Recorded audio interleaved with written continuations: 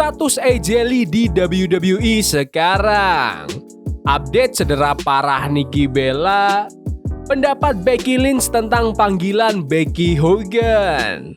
Serta rekapan dan review episode WWE NXT tanggal 29 April 2026.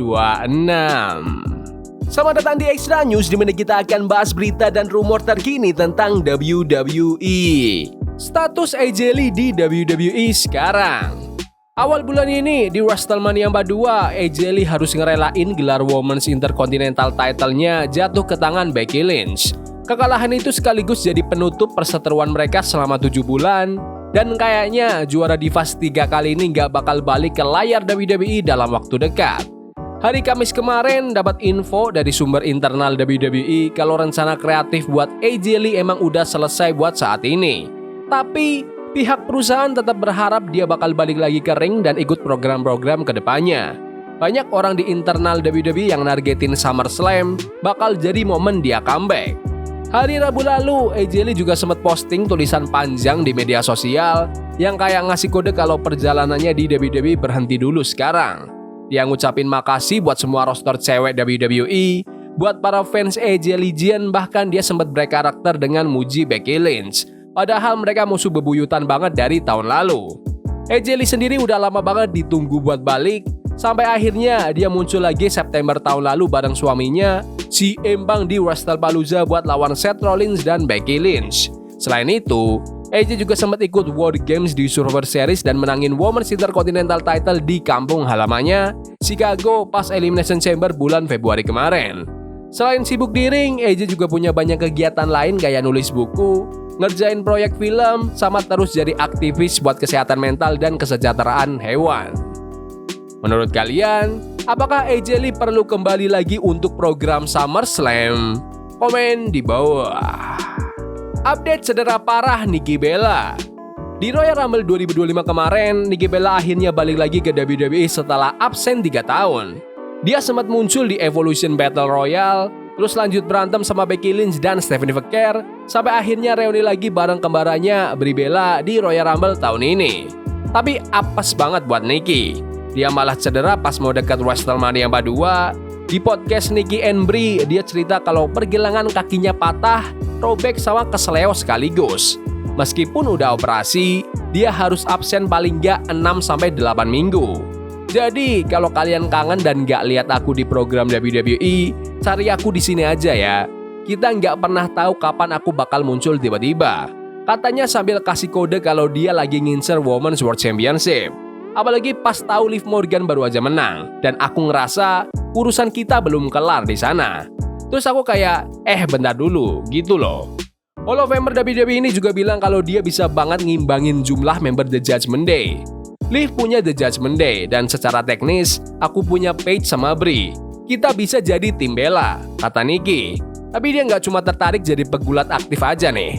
Aku pengen banget suatu saat jadi general manager Raw, ucapnya. Gara-gara terinspirasi sama saran fans di internet. Padahal sampai sekarang posisi itu masih dipegang sama Adam Pearce. Menurut kalian, apakah Nikki Bella perlu kalahkan Liv Morgan dan jadi juara dunia yang baru? Komen di bawah. Pendapat Becky Lynch tentang panggilan Becky Hogan. Becky Balboa, Becky Two Belts, Big Time Back, sampai The Man. Tapi gimana kalau Becky Hogan? Kira-kira Becky Lynch kesinggung nggak ya dibandingin sama salah satu pegulat paling legendaris kayak Hulk Hogan? Ternyata dia sih nggak masalah. Padahal dulu dia sempat nolak mentah-mentah pendapat itu dan bilang kalau dia nggak mau dibandingin sama orang brengsek. Tapi sekarang karena mereka berdua punya kemiripan soal sering banget bikin momen ikonik yang ngerubah karir mereka di WWE, Becky nggak ngerasa terhina lagi sama panggilan yang sudah dikasih fans sejak lama itu. Orang-orang tuh nggak paham gimana proses kreatif itu jalan, kata juara Women's Intercontinental 3 kali di acara Inside. Terus pas mereka lihat ada orang yang posisinya enak terus dalam waktu lama, mereka langsung mikir, oh itu pasti gara-gara dia main politik dan berusaha buat nahan orang lain biar nggak maju. Padahal ya aku emang gitu. Orang nggak tahu gimana prosesnya dan apa aja yang dikorbanin. Tapi ya nggak apa-apa, mereka bebas punya pendapat. Aku malah pengen kalian punya opini sendiri. Aku bakal tetap jalanin apa yang aku lakuin. Becky akhirnya benar-benar nyelesain rivalitas panasnya sama AJ Lee di The Grandest Stage of the Mall WrestleMania 2 minggu lalu di Las Vegas. Banyak yang percaya kalau masa jabatan Becky sebagai juara interkontinental, baik yang dulu maupun sekarang, benar-benar naikin derajat sabuk itu.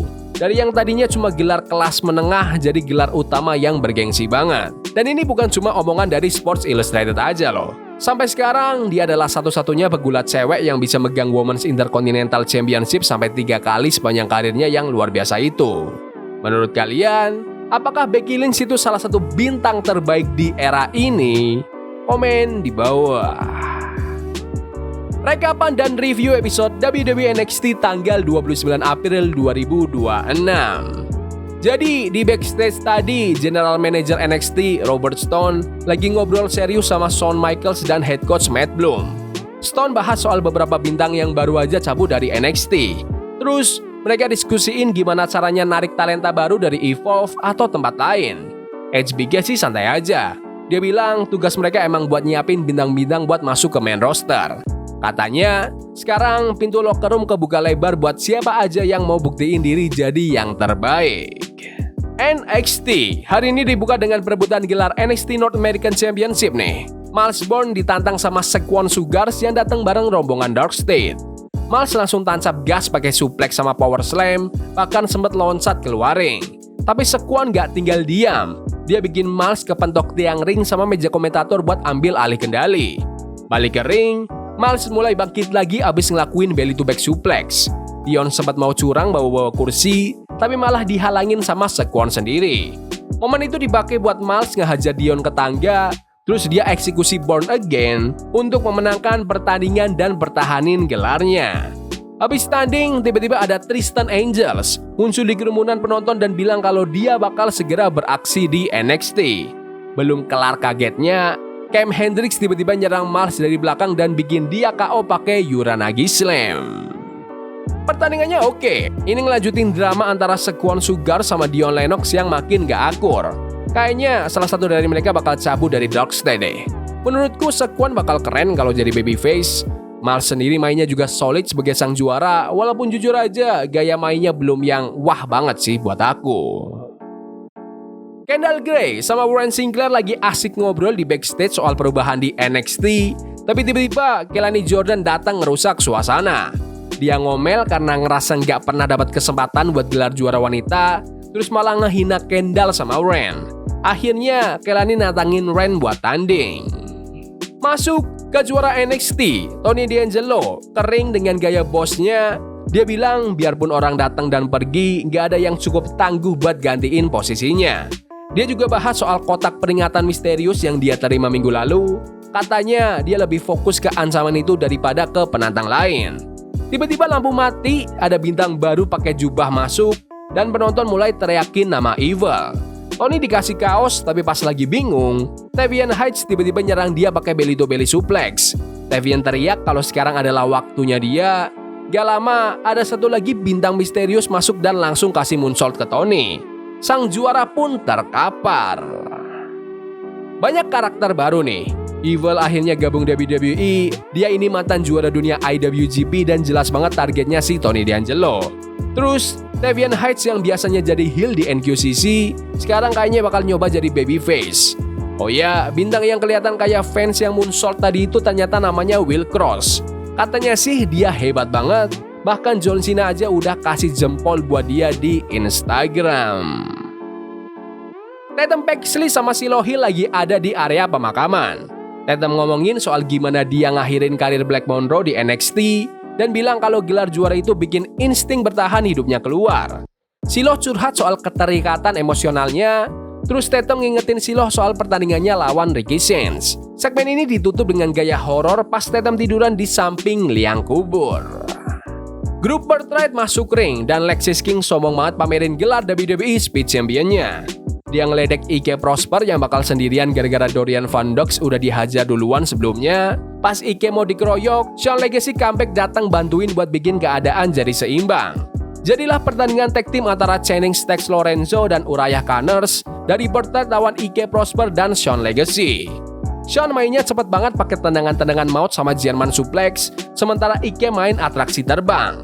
Burt Wright juga sempat dapat kendali pas mereka berhasil misahin lawan. Pas akhir pertandingan, suasana makin panas.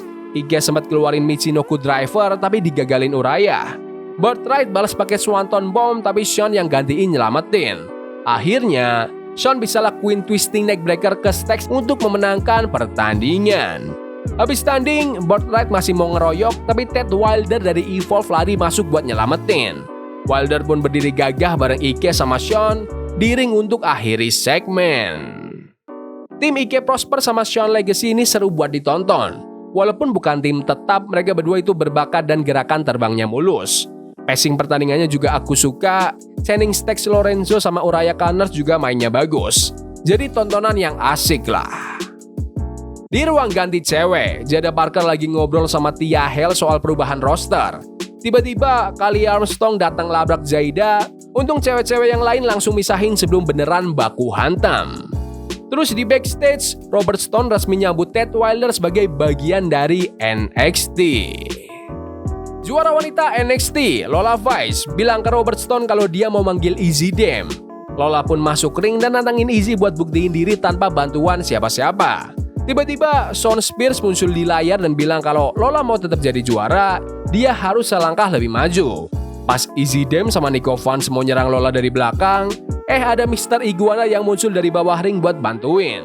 Lola sama Iguana berhasil ngusir mereka dan ngerayain bareng sebagai juara AAA Mixed Tag Team. Segmen yang singkat buat nunjukin kalau Lola Vice punya teman sekarang. Kayaknya bakal ada pertandingan Mixed Tag Team sebelum akhirnya Lola tanding lawan Izzy Dame 1 lawan 1. Grup Dark State lagi berantem di backstage gara-gara Shaquan kalah tadi. Dion Lennox ngelak dituduh jadi biang kerok kekalahan Shaquan. Terus Cutler James sama Osiris Griffin bilang kalau mereka semua harus fokus lagi. Cutler janji kalau mereka bakal rebut balik gelar tag team NXT. Lanjut ke Lizzy Rain ngelakuin debutnya lawan Nikita Lyons. Rain sempat unggul di awal, apalagi penonton dukung dia banget. Nikita sempat balas pakai tenaga badaknya dan hampir menang pas udah ngeluarin spin kick sama slam. Tapi Rain pintar, dia ngehindar dari feather bomb, terus kasih running uppercut dan ditutup sama jurus Thunderstruck untuk memenangkan pertandingan. Debut yang keren buat Lizzy Rain, dia langsung disukai sama para fans karena karakternya yang hobi musik heavy metal. Nikita Lyons juga mainnya bagus kok. Semoga dia dapat jam terbang lebih banyak lagi ke depannya. Miles Bourne nyamperin Tavian Heights di locker karena nggak terima diserang tadi. Terus ada Keanu Carver yang tiba-tiba nakut-nakutin Miles, bilang kalau NXT itu penuh hiu, dan Keanu bilang kalau dirinya lah si hiu putihnya. Di tempat lain, The Vanity Project lagi asik sendiri pas Jasper Troy datang buat nantangin tanding minggu depan. Lanjut ke Ryan Sinclair bareng Kendall Gray lawan Kelani Jordan. Di awal, Ryan fokus menyerang kaki Kelani, tapi Kelani yang atletis banget bisa balas pakai dropkick. Pas jeda iklan, gantian Kelani yang ngincar lutut kirinya Ryan. Ryan sempat mau menang pakai kuncian Final Range, tapi gara-gara kakinya sakit, dia jadi lambat. Dia kasih gerakan ala angle slam terus ditutup sama split leg moonsault untuk memenangkan pertandingan. Pertandingan yang kompetitif. Ryan Sinclair jago banget acting nahan sakitnya, sementara Kelani Jordan benar-benar dapat aura heel-nya yang kejam. Kayaknya abis ini Kelani bakal lawan Kendall Gray deh.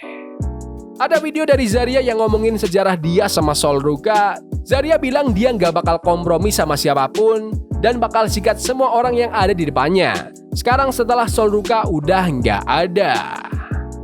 Waktunya main event. Pertandingan antara Ricky Sainz melawan Silo Hill. Ricky Sainz ngontrol awal pertandingan, tapi Silo Hill balas pakai tenaga kuatnya sampai main keluar ring. Pas balik dari iklan, Ricky masih dominan pakai tendangan-tendangan. Mereka berdua saling tukar serangan maut, ada DDT, ada neckbreaker.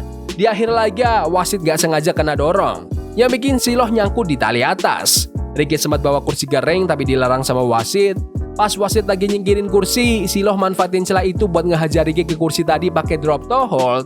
Terus dilanjutin sama jurus Whisper to the Beast untuk memenangkan pertandingan. Pertandingan utama yang solid buat acara mingguan kayak gini. Silo Hill emang masih harus banyak belajar, tapi fans suka sama dia karena dia selalu tampil maksimal. Karena udah diumumin kalau Ricky Sainz mau pindah ke SmackDown, hasil pertandingan ini sebenarnya udah ketebak sih, tapi tetap seru buat ditonton kok. Tony D'Angelo masuk ke kantor di backstage dan bilang kalau dia senang sama kekacauan di NXT sekarang.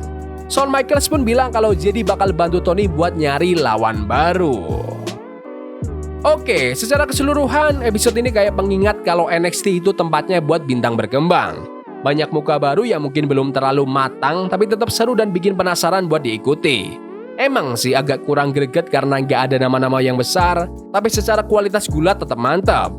Mungkin ceritanya belum sedalam masa kejayaan NXT sebelum-sebelumnya karena masih masa transisi. Tapi dalam beberapa bulan ke depan, kita pasti bakal lebih kenal sama mereka semua. Sekarang sih emang rasanya kayak banyak orang random yang tiba-tiba nyerang gitu aja, jadi agak pusing buat ngikutin sekaligus. Tapi menurut kalian gimana episode NXT minggu ini? Bagus? Gak bagus? Komen di kolom komentar. Ya udah gitu aja video berita hari ini. Jangan lupa like dan subscribe ke channel ini karena aku pengen 20.000 subscribers di bulan ini. Tolong bantu. Yes boy, see you. Love is a game we play incognito. Forbidden fire on Nico. Burning for love we can hold. I wish we were impossible.